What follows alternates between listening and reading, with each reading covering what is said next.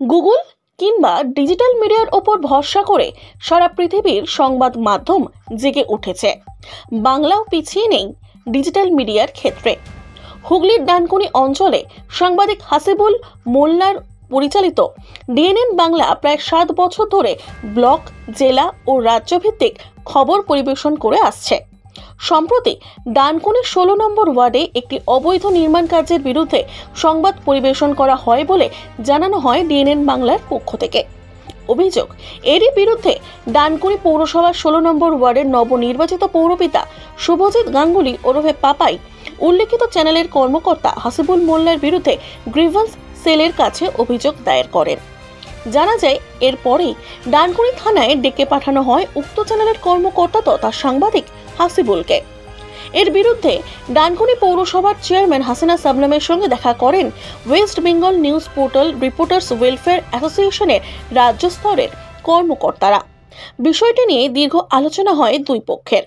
কিন্তু প্রশ্ন এখানেই, এভাবেই কি বারবার ডিজিটাল মিডিয়াকে নেতৃত্ব, প্রশাসক কিংবা পুলিশের রোষের মুখে পড়তে হবে? এই ভাই পেছনে চলে অ্যাসোসিয়েশন জিন্দাবাদ, জিন্দাবাদ। West Bengal news portal reporters welfare association জিন্দাবাদ, জিন্দাবাদ, জিন্দাবাদ। পোর্টাল রিপোর্টারদের স্বার্থে লড়ছে কারা? পোর্টাল রিপোর্টাররা প্রশাসন জবাব চাই, জবাব চাই, জবাব দাও। কেন টার্গেট পোর্টাল রিপোর্টারদের প্রশাসন জবাব চাচ্ছে, কেন পোর্টাল রিপোর্টাররা জবাব চাই, জবাব চাই, জবাব দাও। West Bengal news portal reporters welfare association জিন্দাবাদ, জিন্দাবাদ। ডানকুনিতে একজন নিউজ পোর্টাল সাংবাদিকের বিরুদ্ধে বিভিন্ন রকম ভাবে আক্রমণ শানার চেষ্টা করা হচ্ছে। একই নিউজ মেইনস্ট্রিম মিডিয়া করেছে এবং ডিজিটাল মিডিয়া করেছে। দেখুন, আমার ডানকুনি মিউনিসিপ্যালিটির যিনি কাউন্সিলর তিনি অভিযোগটা করেছেন এবং অভিযোগের পরিপ্রেক্ষিতে আমরা দেখেছিলাম, যেহেতু সে আমার স্টাফ, ডানকুনি মিউনিসিপ্যালিটির স্টাফ, সেই হিসাবে ওনাকে ডাকা হয়েছিল।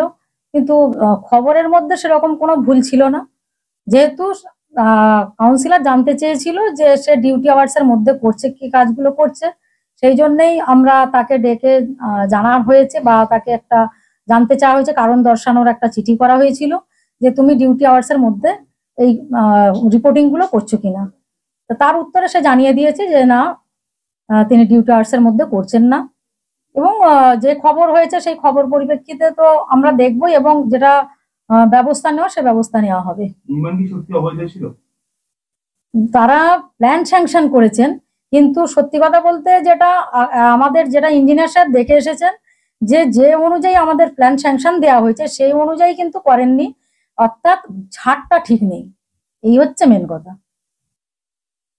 আমার এখানে একটা প্রশ্ন আছে।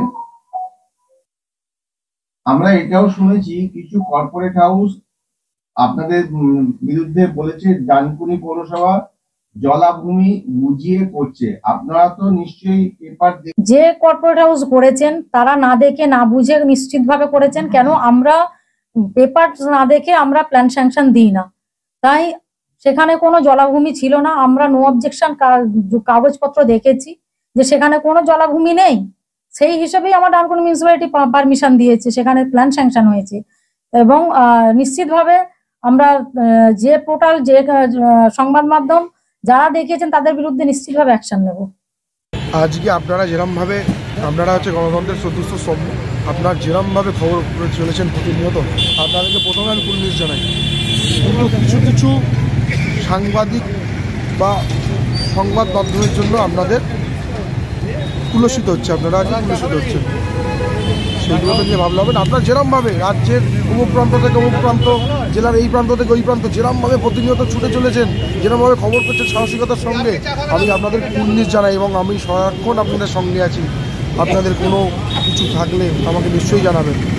কিন্তু যেরমভাবে আমার বিরুদ্ধে খবর করা হচ্ছে, আমি যেগুলোতে জড়িত নেই আমাকে জড়িয়ে দেওয়া হচ্ছে, এগুলো তো উচিত হচ্ছে না। আপনাদেরকে আমি কুর্নিশ জানাই।